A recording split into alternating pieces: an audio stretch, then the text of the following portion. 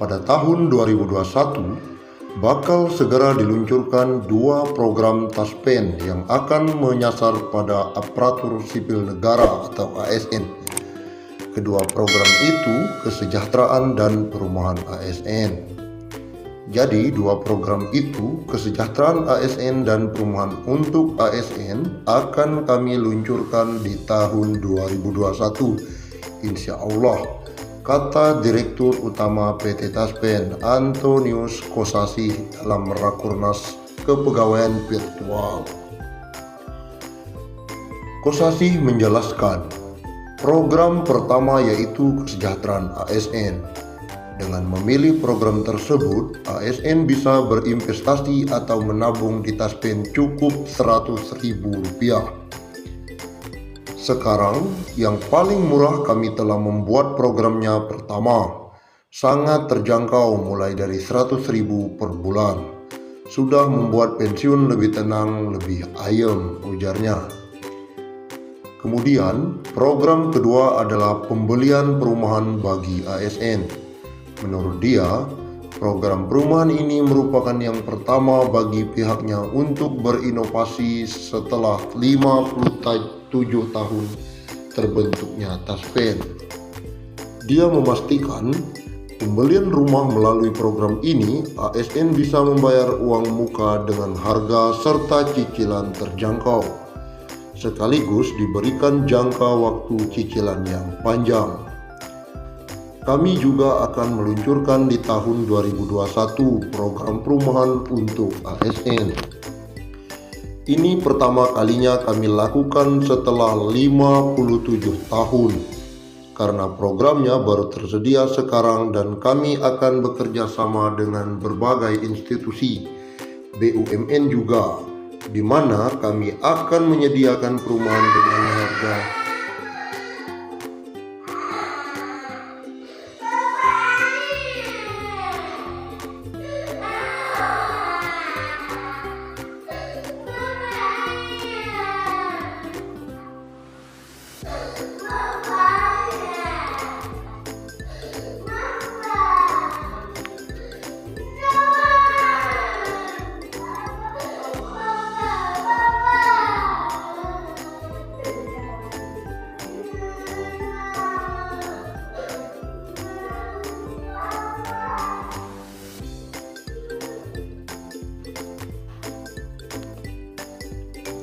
Kami juga akan meluncurkan di tahun 2021 program perumahan untuk ASN. Ini pertama kalinya kami lakukan setelah 57 tahun. Karena programnya baru tersedia sekarang dan kami akan bekerja sama dengan berbagai institusi, BUMN juga, di mana kami akan menyediakan perumahan dengan harga yang terjangkau. Tempatnya strategis di seluruh Indonesia, jelasnya. Kosasih mengungkapkan selama 57 tahun berdirinya TASPEN yang kerap mengelola keuangan ASN se-Indonesia, telah terkumpul dana 270 triliun yang selama ini dikelola. TASPEN itu mengelola dana yang dipercayakan pemerintah, dana dari Bapak Ibu ASN yang 57 tahun kami kumpulkan dan kami kelola jumlahnya 270 triliun, ucap dia. Kepala Badan Kepegawaian Negara Bima Haria Wibisana mengatakan akan mengubah skema pensiun bagi pegawai negeri sipil atau aparatur sipil negara menjadi fully funded. Sejauh ini aturan tersebut tengah digodok dan akan segera diselesaikan. Perubahan skema pensiunan PNS Pay As You Go menjadi fully funded sekarang lagi dibahas dan mungkin segera ditetapkan, kata Bima dalam konferensi pers virtual. Bima mengatakan bahwa upaya untuk melakukan penyusunan skema pensiunan PNS sudah dilakukan sejak lama.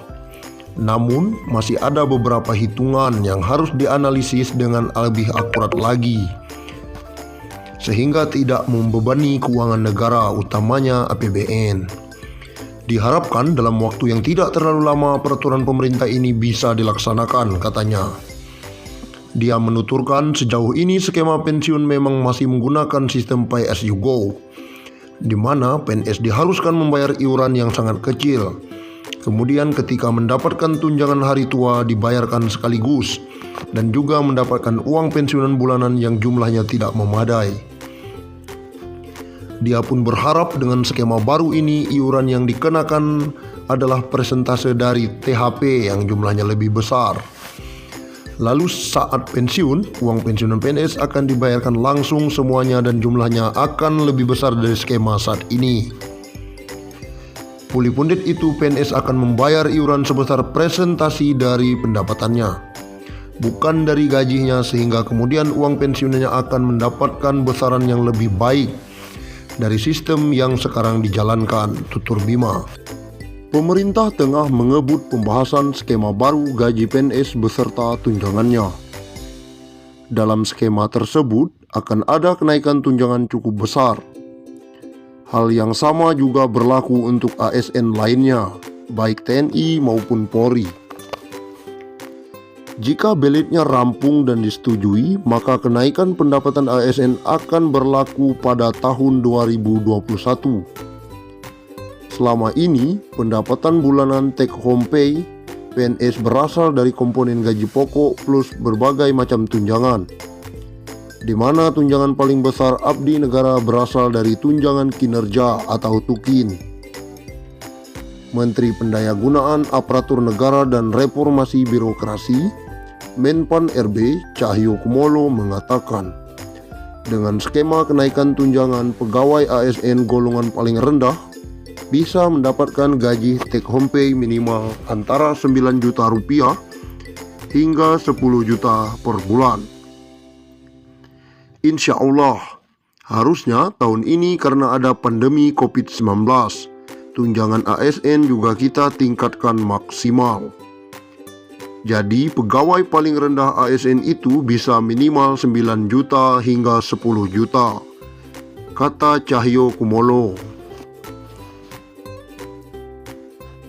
Cahyo mengatakan, kenaikan tunjangan ASN baik PNS maupun anggota TNI dan Polri ini tidak diikuti oleh kenaikan gaji pokok. Dengan kata lain, pemerintah hanya melakukan perubahan pada skema tunjangan yang akan diterima. Selama ini, tunjangan terbesar ASN baik PNS maupun TNI Polri berasal dari tunjangan kinerja atau TUKIN.